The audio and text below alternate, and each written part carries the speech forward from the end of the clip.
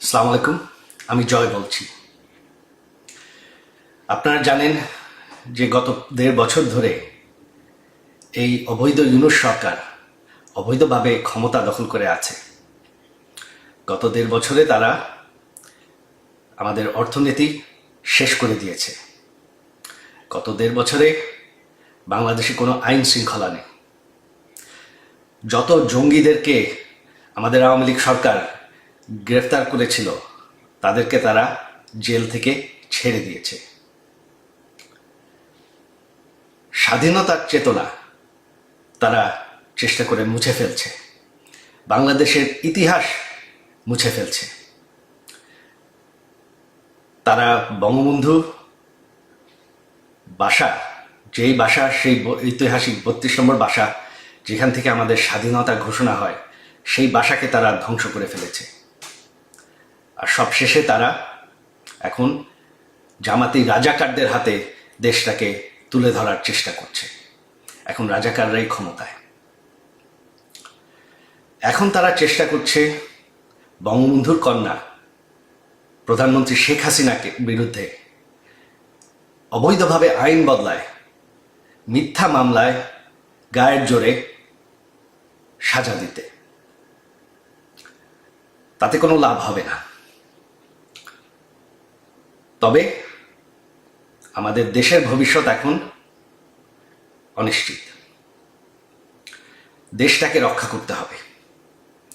আপনারা যদি এই ভয়ঙ্কর পরিস্থিতি থেকে বের হয়ে আসতে চান, আপনারা যদি চান যে বাংলাদেশ আবার সেই উচ্চ অর্থনীতিতে পরিণত হতে থাকুক, আপনারা যদি চান যে বাংলাদেশে আইন শৃঙ্খলা থাকে, বাংলাদেশে জঙ্গিবাদ না থাকে, বাংলাদেশে রাজাকাররা যাতে ক্ষমতায় ফিরে না আসে, যাতে আমাদের স্বাধীনতার যুদ্ধ সেটা যাতে মুছে না ফেলা হয়, তাহলে আপনাদের এখন দাঁড়াতে হবে। আপনারা জানেন ১৩ই তারিখ, আগামী পরশুদিন আমরা ডেকেছি ঢাকা অবরোধ। ঢাকা অবরোধকে আপনাদের সফল করতে হবে। আমার অনুরোধ আপনাদের প্রতি যে আপনারা কেউ, এরা গায়ের জোরে চেষ্টা করছে, তবে আপনারা কেউ কাজে যাবেন না। ছাত্রছাত্রীরা স্কুল কলেজে ক্লাসে যাবেন না। দোকানপাট, বাস, রিক্সা সব বন্ধ রাখবেন। এরা গায়ের জোরে চেষ্টা করছে দমন করতে, তবে ভয় পাওয়ার কিছু নাই। আপনারা যদি বাসায় থাকেন, এরা আপনাদের কিচ্ছু করতে পারবে না। দেশটাকে বাঁচানোর জন্য এটাই এখন পথ। আপনারা যদি না চান যে রাজাকারদের হাতে দেশ চলে যাক, বাংলাদেশের ইতিহাস মুছে ফেলা হোক, বাংলাদেশ, যে বাংলাদেশ আমরা ভালোবাসি, সেটা শেষ হয়ে যাক, তাহলে এখনই সময়। এই অবৈধ সরকারের আর বেশি সময় নাই, এদেরকে ভয় পাওয়ার কিছু নাই। আর আমার শেষ অনুরোধ আইন শৃঙ্খলা বাহিনীদের পক্ষে যে এই সরকারটি অবৈধ, সম্পূর্ণভাবে অবৈধ। তারা,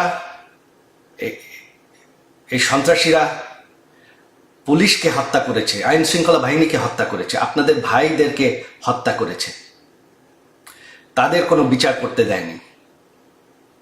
আপনারা আমাদের নেতাকর্মীদের নির্যাতন করবেন না। এই সরকারকে আমরা সরাবো। এই সরকার আর বেশি দিন টিকবে না। বাংলাদেশকে আবার সেই রাজাকারদের হাত থেকে আমরা অবশ্যই রক্ষা করব। ৭১-এর আন্দোলন আমরা যুদ্ধ করে জিতেছি। এই আন্দোলনও আমরা সফল হব। আপনাদের সবাই সহযোগিতা চাই। আমাদের এক হয়ে দাঁড়াতে হবে বাংলাদেশকে বাঁচানোর জন্য। জয় বাংলা।